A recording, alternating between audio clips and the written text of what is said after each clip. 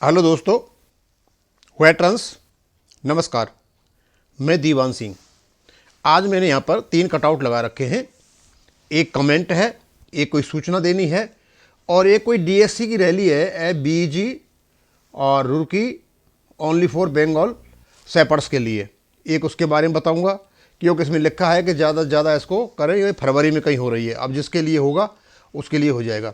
सबसे पहले तो मैं एमबीसी मेनन साहब का एक कमेंट है उसको लूँगा और कल मैं इसको डिटेल में काफ़ी कुछ बताऊंगा। वो लिखते हैं, can you show any document which restricts expire to post 2016। Menon साहब, मुझे ऐसा लगता है आप प्री 2016 की बात करना चाह रहे थे, शायद आप पोस्ट लिख गए। पोस्ट के तो लिए प्रॉब्लम ही कोई नहीं है।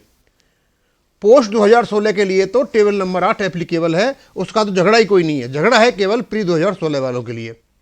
अब प्री 2016 वालों के लिए जो मैंने एक वीडियो डाला था उसमें कुछ ऐसे करके जो 7 CPC का जो हमारे लिए बेनिफिट लागू किए थे, उसमें जो ऑप्शन नंबर 1 था पेंशन के, उसके कारण एयरफोर्स वालों को 6200 रुपये मिला हुआ था। छा तो सबके लिए, लेकिन दिया केवल एयरफोर्स वालों के लिए, वो सबके लिए लागू था। मैं ये कह रहा था कि उससे जो 6200 मिला हुआ है और जो कंटिन्यूसली चलना चाहिए था, बीच में आकर के एक साथ 2019 को जो एक बैरियर लगा दिया गया ओआरओपी के नोटिफिकेशन के माध्यम से प्री 2016 और पोस्ट 2016, उसको हटाने के लिए केवल और केवल ओआरओपी के नोटिफिकेशन में ही स्पष्ट दे रखा है कि वहां कोई कट ऑफ डेट नहीं है। अब मैं आपको कल बताऊंगा कि ओआरओपी के नोटिफिकेशन में ये कहां दे रखा है कि उसमें कट ऑफ डेट नहीं है और कट ऑफ डेट नहीं लगा सकते हैं।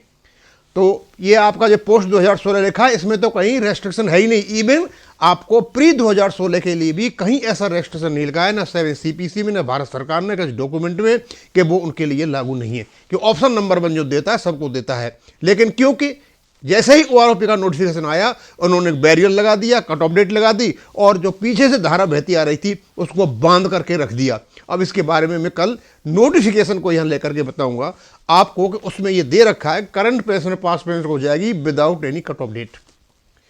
अब आता है एक मैसेज है, a fake message is circulating on social media claiming that Sparsh issues can be resolve through WhatsApp. Please note that no WhatsApp number are authorized for Spurs related queries. Do not share personal or sensitive information via WhatsApp. Protect yourself. Contact unauthorized Spurs Service Center, Spurs Portal or any. ये जो message है ये flash हो रहा है कहाँ पर, आपके उस पर जो स्पर्स की साइट पे है और ये कहा जाता है कि इसको ज़्यादा से ज़्यादा लोगों तक पहुँचाएं।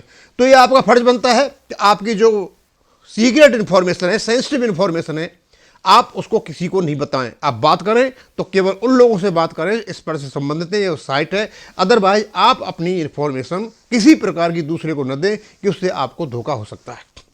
अब मैं आगे चलता हूं कि मैंने देखा एक व्हाट्सएप ग्रुप पर यह पड़ा हुआ था, DSC rally at BEGN centre Roorkee only for Bengal सेपर्स।